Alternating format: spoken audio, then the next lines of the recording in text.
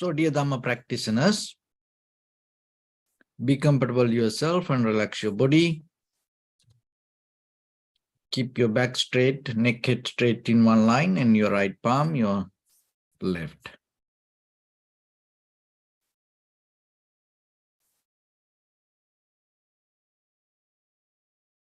So gently close your eyes and bring your attention to this bell sound. And while you're focusing to the sound, mentally relax your body, relax your mind, and relax your breathing with your thoughts. So do nothing extra. Just follow the sound, please.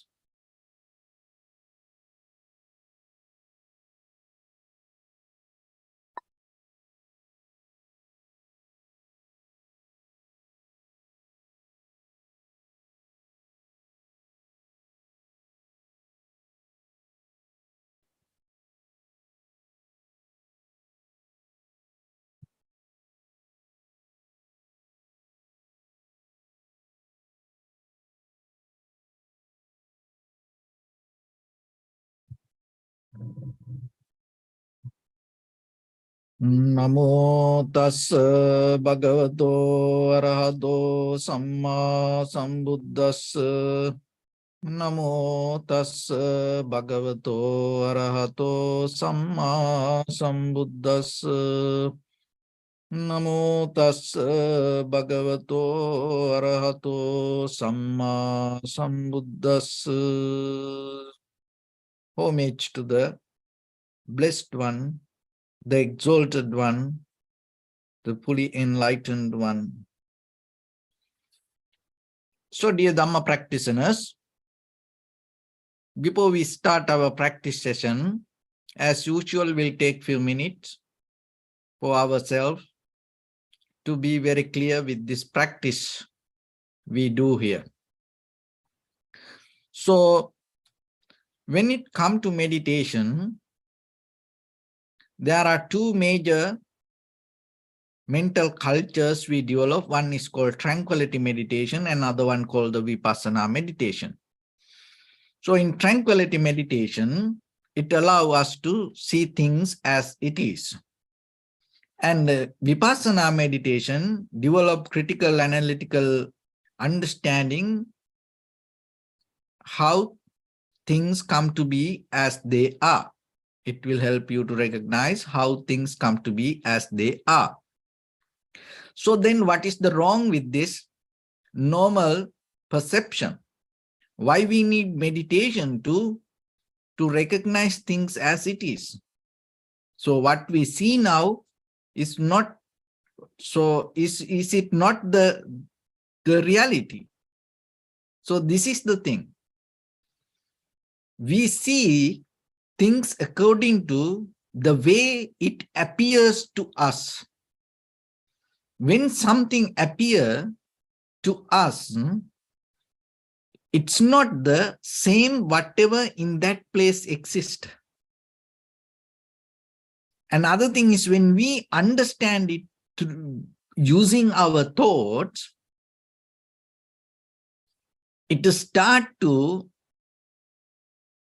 change according to our mental formations.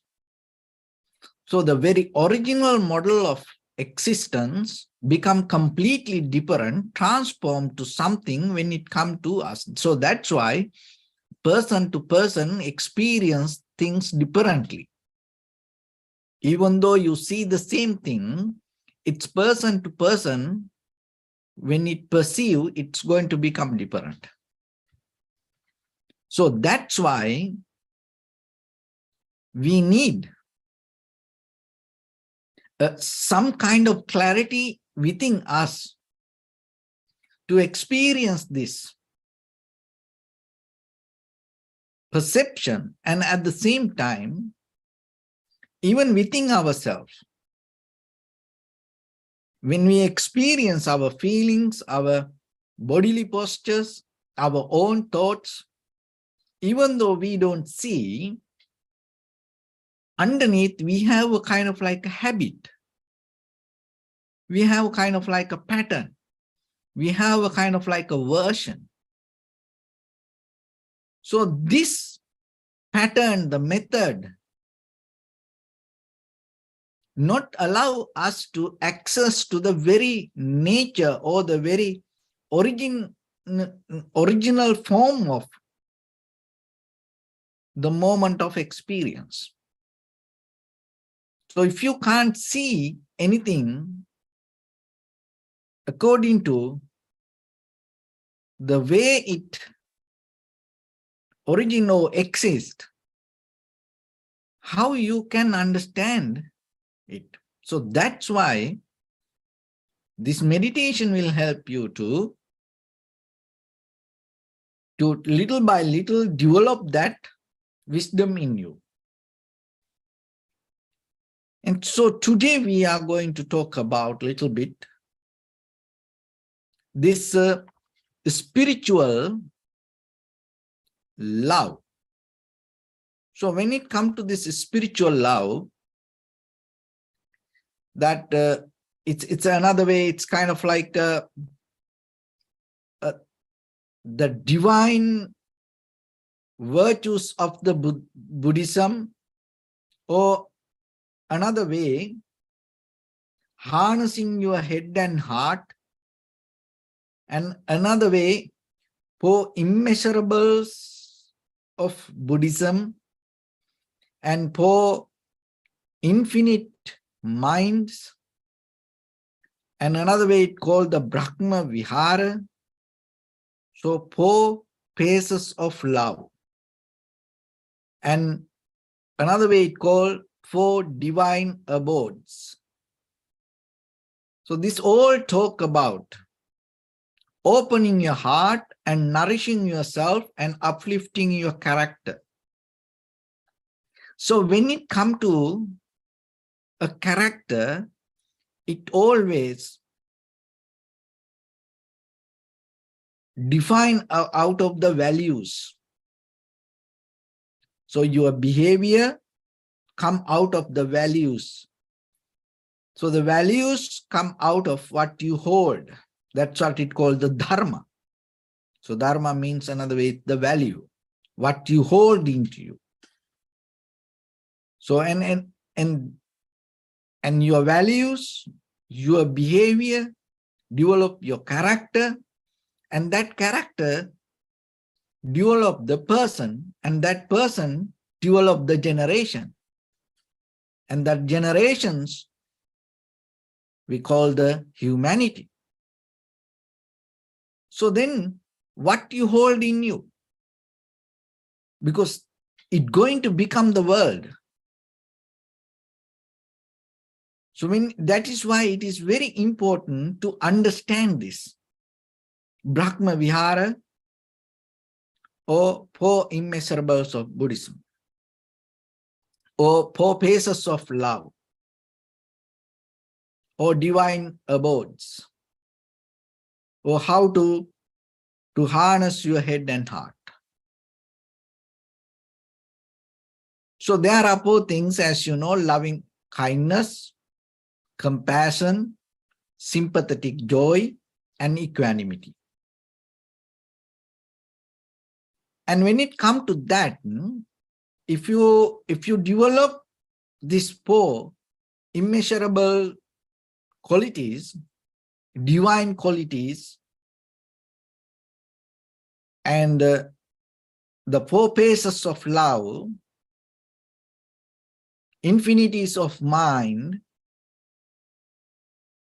there are certain enemies. So without recognizing these enemies, you can't develop this. So these 4 immeasurable qualities that you can do as a meditation also, like loving kindness meditation, compassion meditation, sympathetic joy meditation, equanimity meditation, you appreciate the qualities. But there are these near and far enemies. If you recognize very carefully, that will help you to develop these qualities in you. Because sometimes, even though we as an idea, as a thought, we develop loving kindness and compassion, and we develop sympathetic joy, we develop equanimity. These near enemies or the far enemies also we keep with us. So then it's on the surface level we practice, but you can't develop it in you. You can't develop it as a dharma. You can't develop it as a value. It doesn't have a strength. So then how you can strengthen these qualities? How it become a dharma? How you can make it as a dharma? So when it comes to loving kindness, there is an enemy for that. The far enemy, it's called ill will. And sometimes that you know, and maybe you are not having the ill will regarding someone, and you want to have the loving kindness. But the thing is, there is a near enemy close to you, and that near enemy slowly start to take you to ill will. So as example, it's like this. There are some airports, when you travel, you just can't, from the gate, you can't go board into the flight. You go through that corridor, you have to go through the bus. So the bus take you to the flight.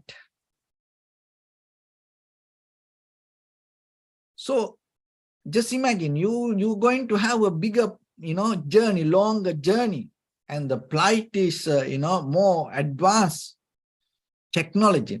So this little bus you have to take, this little train you have to take from the gate to the bus, gate to the flight. So like that, even though you go this spiritual journey, and maybe you don't see that ill will is a kind of like, the more bigger, improfitable skill, and maybe you think, oh, I'm not I don't have ill will. But the thing is, maybe you practice the loving kindness, the near enemy you have with you, that near enemy slowly start to funding and nourishing, take you slowly, unknowingly towards the ill will. So that is the important thing you should know. So what is this near enemy develop, nourish the ill will? So as example, banyan tree. So when it become a tree, it's huge, but the seed is smaller than the mustard seed. Sometimes it is invisible, but say this invisible seed has a power to bring a huge tree. So like that, there is some quality invisible in you. It is within you. It has power to bring the ill will.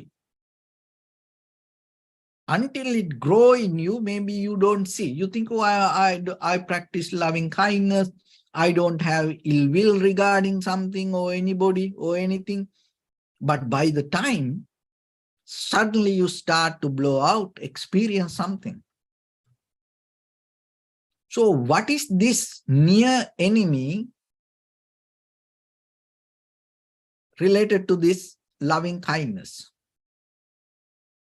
So that is what called the greed.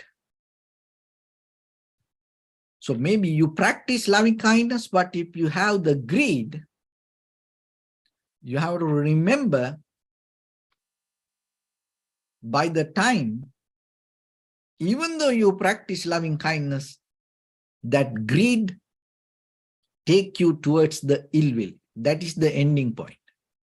That is where you're going to end. That is where you're heading. So then, while you practice the loving kindness, what you need to do, reduce the power of the greed. Maybe you don't have the ill will. If you don't have the ill will, it is good. But the thing is, sometimes that the larger, the strong, heavy, unprofitable skills, we don't do that. We don't practice suddenly. As example, we don't go and kill someone. We can't do it right away. But the thing is, the greed has power to take you there. That is the thing. Look at the animals. Look at that animal behavior. And sometimes dogs, cats, they play together at home. Other animals, they look like friendly. But how about once they start to eat? They become enemies. So, like that, this greed has power to take you to ill will. So then, the point is here, while you practice loving kindness, don't allow your greed to be there. And as much as reduce the power of the greed. And then by the time, that is where the far enemy, somewhere waiting for you, it's not going to meet. So that is the one thing. So the other one is the compassion. So everybody likes to practice compassion. It's a very nice word. And the far enemy for this compassion is cruelty. It's very far. You're not going to be cruel to someone suddenly. In day-to-day life, we all are kind of like maintaining very nice, calm, relaxed, lifestyle. And especially these things work. Not you are on your comfort zone. When the turbulence happens, when the disturbance happens, when somebody attack you, that is where these things come. When everything nice, when everything go right, it is very easy for you to talk about loving kindness.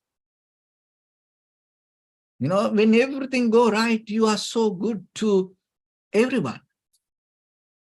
But just imagine when things start to go wrong, we get mad, we get disappointed, we get unhappy.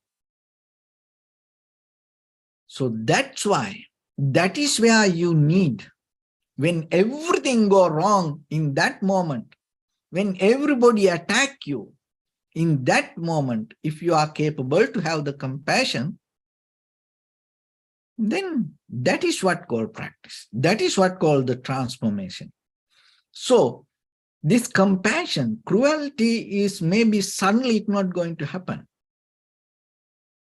But what is the very near enemy close to this cruelty? So it is the grief. And another one is called pity. So looking down on someone. Maybe you have the compassion. In a larger scale, we talk about, but in day-to-day life, with little situations, maybe we looking down other people. And maybe we kind of like not giving a chance. Maybe we kind of like, it's not directly criticize, but we have a kind of like a nature, not allowing, not accepting others and giving them an opportunity or giving them a chance. So then remember, you practice the compassion. but at the same time, never look down on anyone for any reason. You don't do that. Don't be pity. Don't develop any kind of grief regarding anybody. So that is where your compassion going to become more stronger.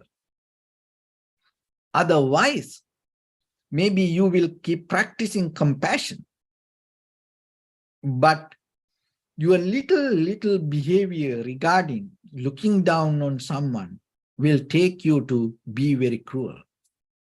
That is where you're going to end. So the third one, sympathetic joy. And the sympathetic joy, when other people become successful, seeing that success and appreciate, be happy about it, cheers them. But the very enemy is the jealousy. But suddenly, maybe you're not going to become jealous about someone. And the very enemy is jealousy, and the very close enemy, near enemy, is self-identity. So if you have the self-identity, what will happen? It will take you to become jealous by the time. So maybe you practice sympathetic joy, you appreciate others, you cheer others. But, so what is this self-identity? It's another way we call that the joy in ownership. Identification. My friend, my family, my child, my country, my team, my people, my religion. So like that. And whatever that whoever win, you suddenly go and hang with it. Oh, it is my country. Oh, it is my team. So by the time what will happen, it develop.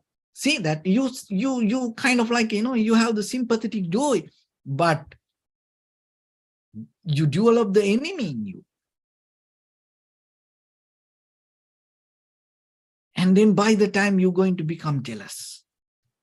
And when the jealousy comes, it has no boundaries. It destroys everything. It doesn't listen to any rules. It doesn't have any value. It doesn't have any ethics. When the jealous come, it will do anything to fulfill that desire. See, then sometimes that even when someone wins, you rather than appreciating the skills and maybe, kind of like you have no idea how they win. Maybe they are cheating. Or maybe, they make mistakes. The judges make mistakes. Coach make mistakes. But you win and suddenly you hold it to your side. Oh, my team, my country.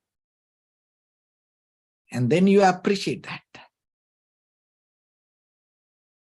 So sympathetic joy, whoever win and learn to appreciate the qualities, and don't put a self-identity on it.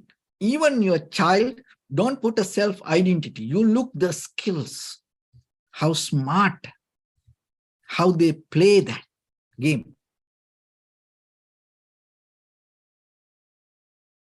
So in that way, it's not going to take you to develop the jealousy. So otherwise, maybe you think you practice the sympathetic joy, and maybe you think, oh, I don't have jealousy. But by the time you end up being jealous, then suddenly it comes out. And you don't know how it happens. Because everywhere, whatever the winning happens, you put the self, or you hold with the self-identity. You keep the ownership to that winning part. Don't do that. So the fourth one, equanimity. So the equanimity, the very far enemy, the aversion with the greed. So the loving kindness, the ill will is the far enemy and take you to the greed, with the greed. And here, equanimity, the very far enemy is the aversion with the greed. So how this develop? So what is the near enemy? Even though you think, oh, I practice equanimity, you know, I keep balance. I don't take any side, you know, good or bad, both it is okay for me. You know, sometimes even in the very conventional level, and sometimes the people, this equanimity, they take kind of like a middle path. So then how this near enemy come closer to you and take you to aversion through the equanimity? So that's why, see that to practice even the Dharma, you have to be so mindful, because otherwise it's like the snake.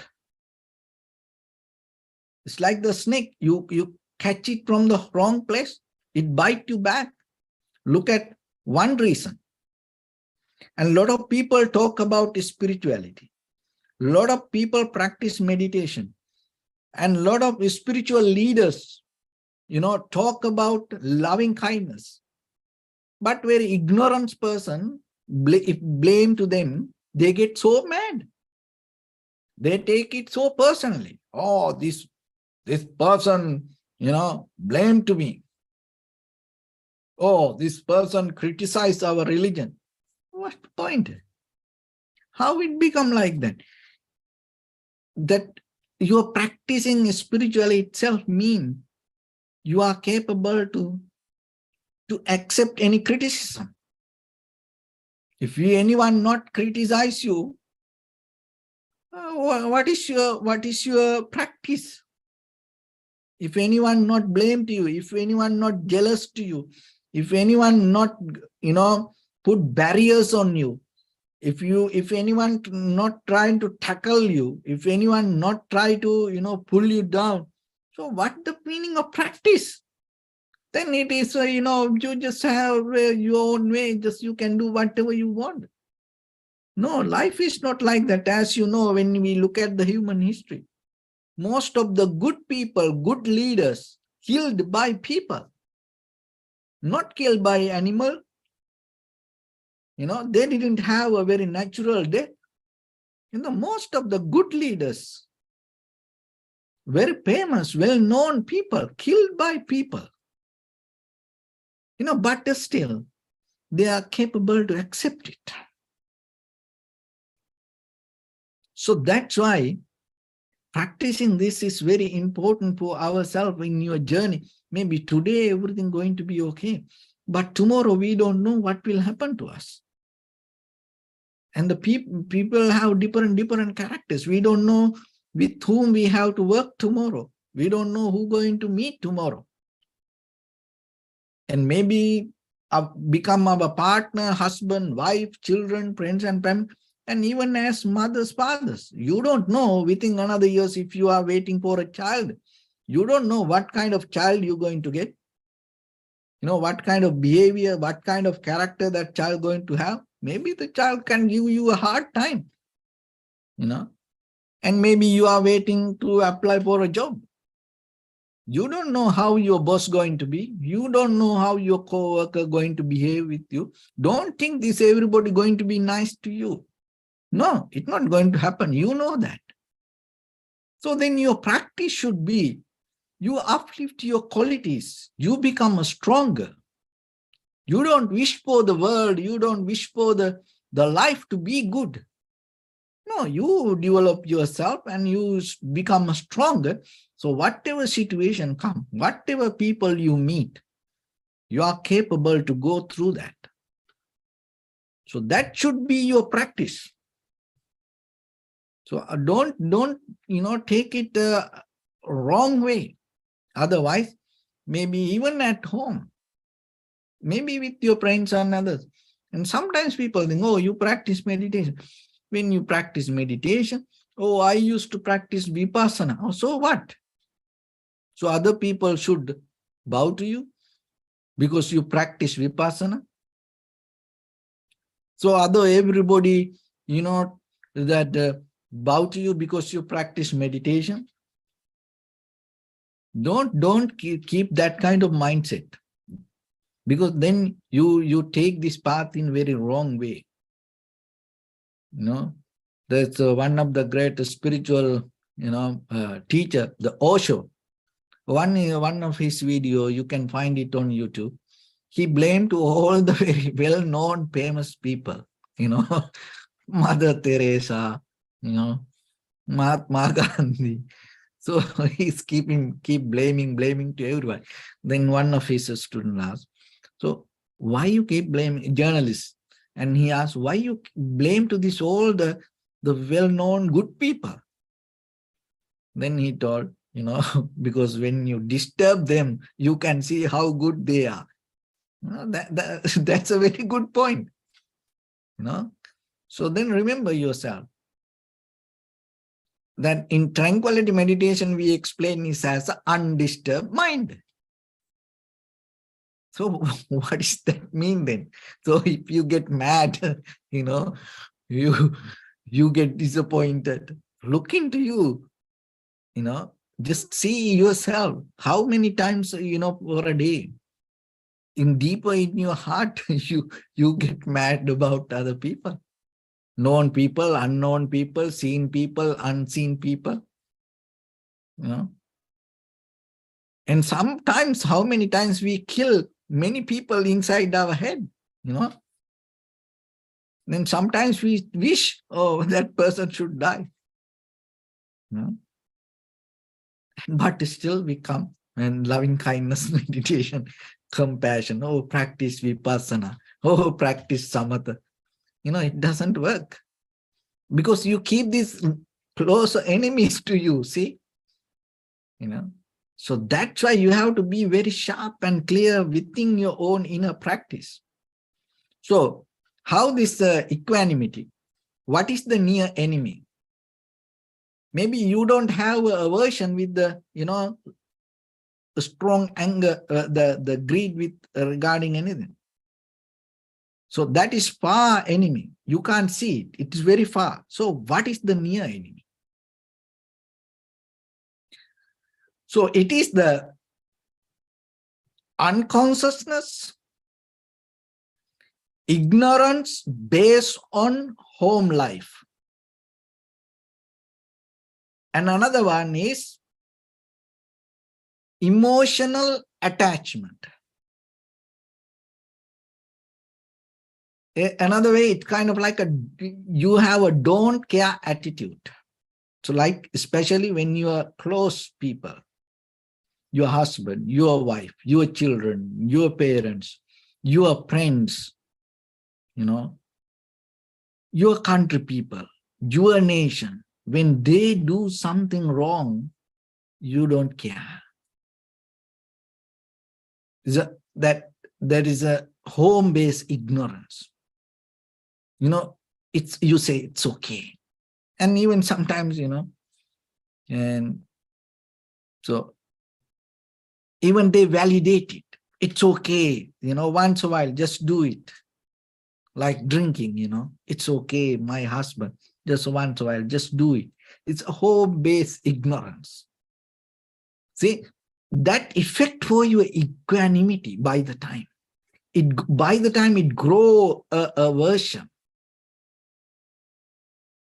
and emotional attachment because of my wife, because of my husband, because of my child, you think it is okay.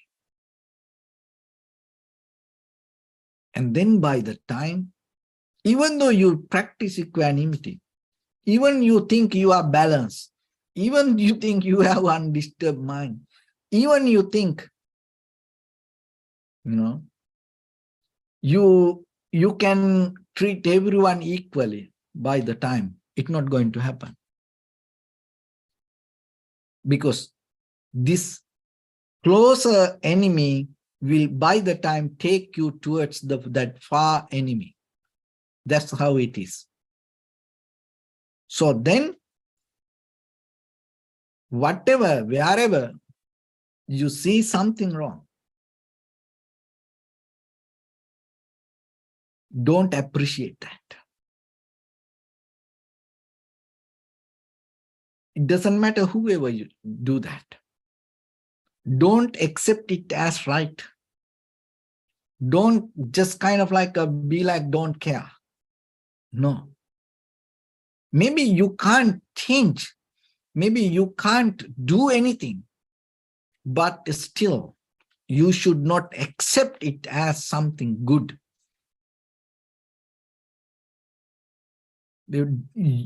You should not behave like you didn't see it. You should not allow to grow the ignorance inside you. So then your practice is going to become more better. So then the 4 phases of love. So see that we think about love, we talk about love, we act about love. So this is how you can transform your loving kindness, compassion, sympathetic joy, and the equanimity to more higher level. It's how, like a mother, how they take care of their own child. The bond in between the mother and the child, the mother has a deeper compassion to give up her life and take care of this child.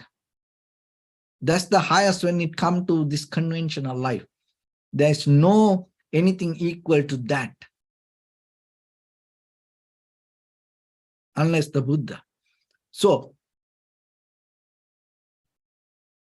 when you develop these 4 divine minds or 4 immeasurable mental qualities, 4 divine bases, 4 divine virtues, and harness the head and heart together, this each and every living beings become like your own child.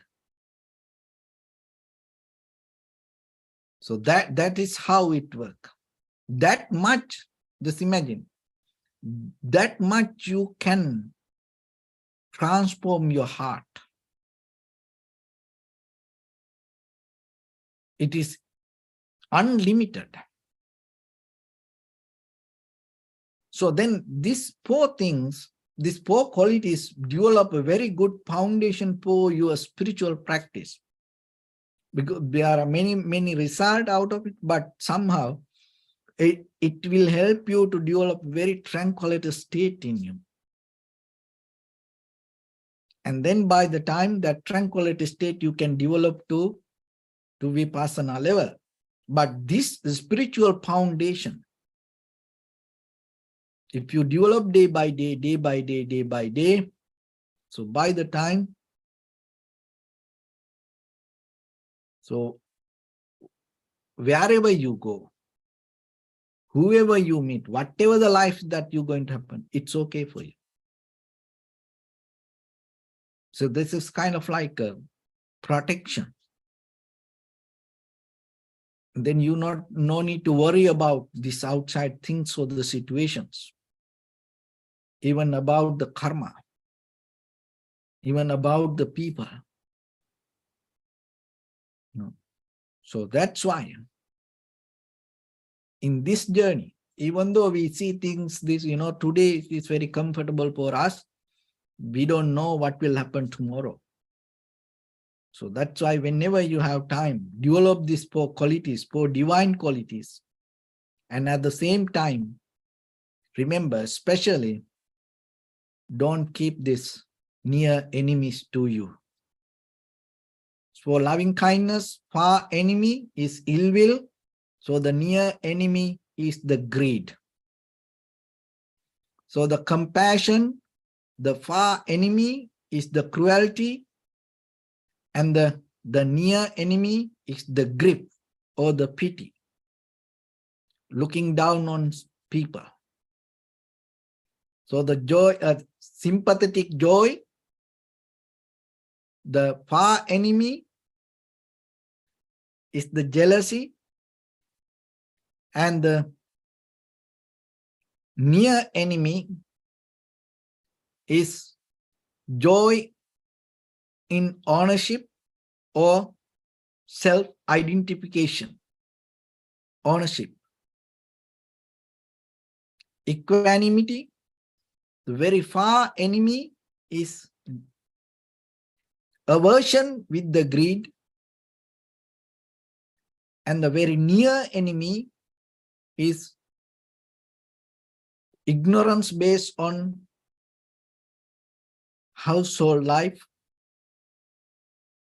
It's a don't care attitude and emotional attachment.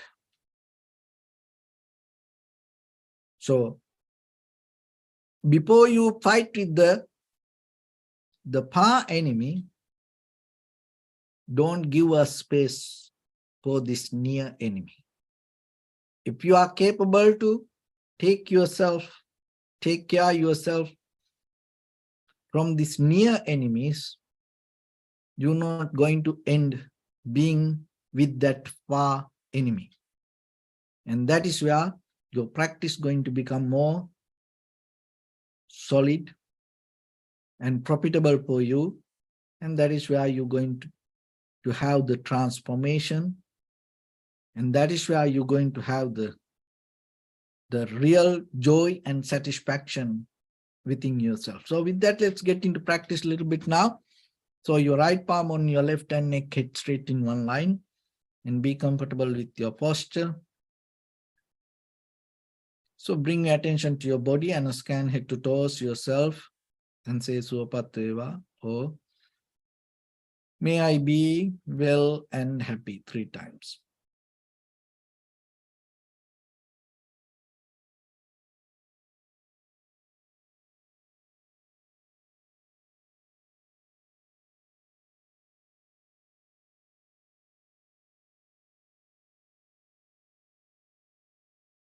Take a moment and think. We gathered here in this moment to practice this ancient meditation technique.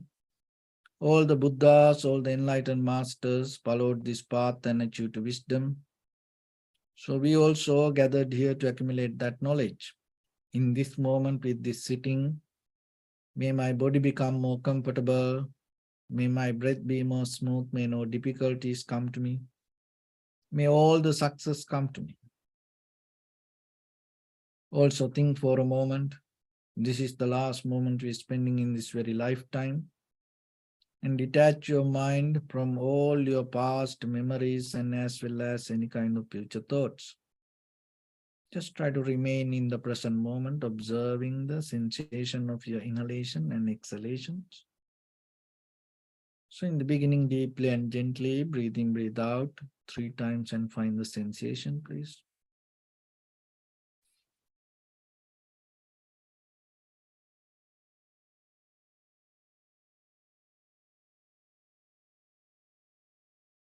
And allow your inhalations, exhalations happen itself.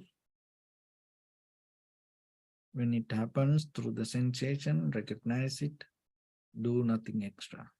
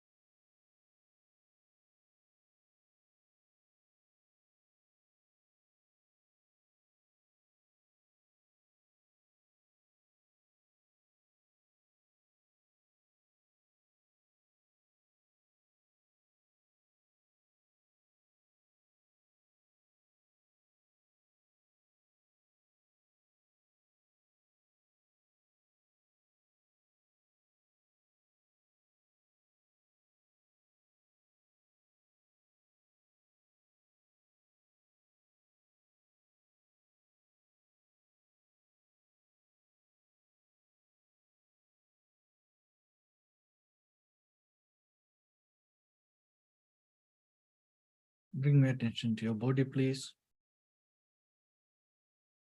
Observe your posture.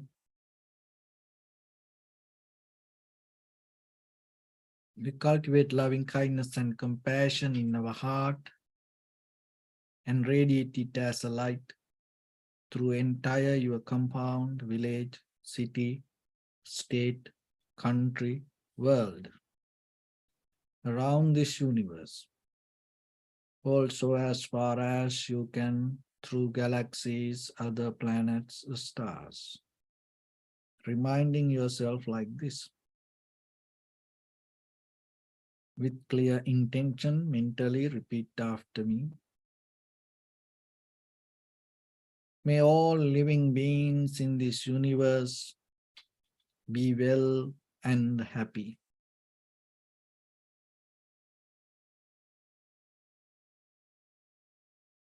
May everyone be happy and safe. And may their hearts be filled with joy.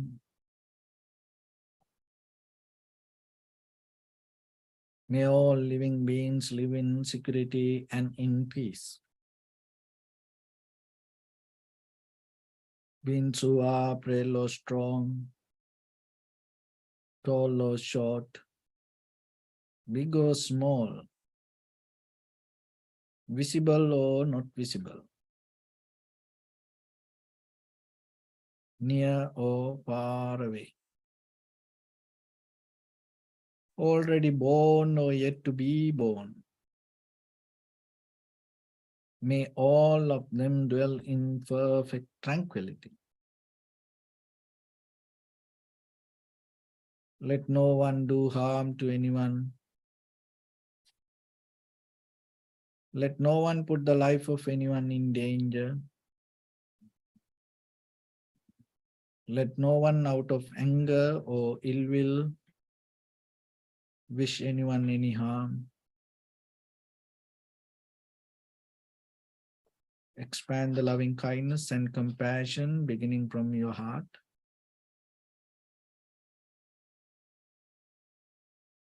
Forward.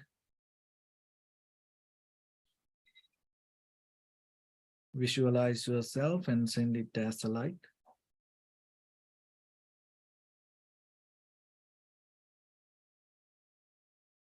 To your backside.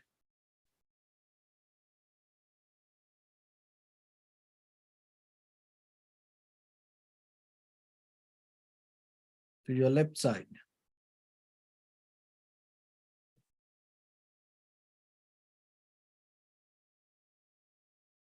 And to your right side.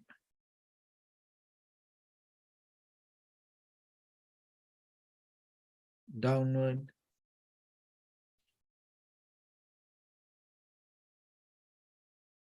And upward.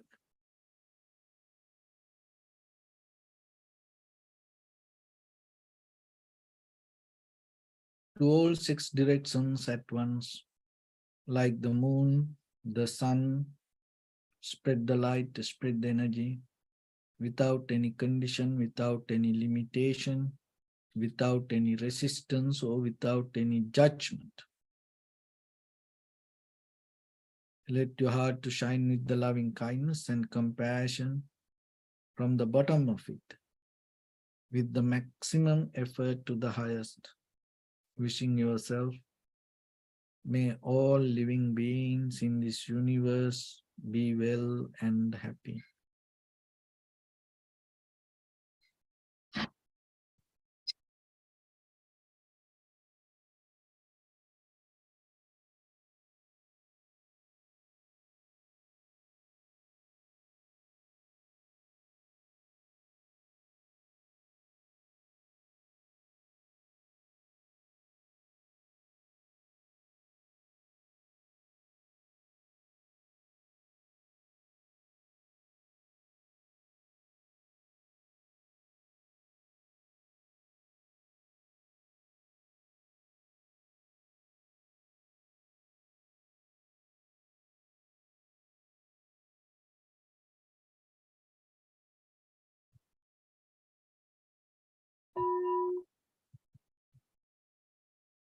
Sadhu, sadhu, sadhu. So first of all, we offer this practice to the great qualities of the Buddha, Dhamma and the Sangha. And also by the power of this meritorious deed, may all of us attain to the supreme bliss of Nibbana. May all your guardian angels and deities will receive these merits and increase their longevity and protect all of you from any kind of planetary influences or any ill effects.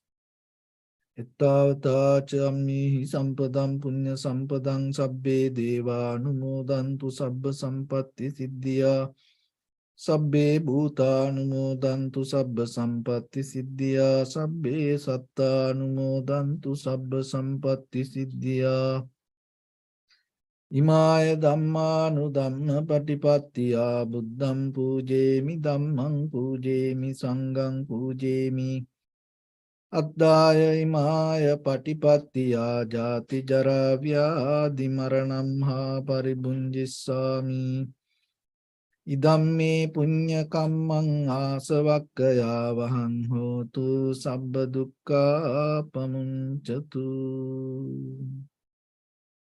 Bless you.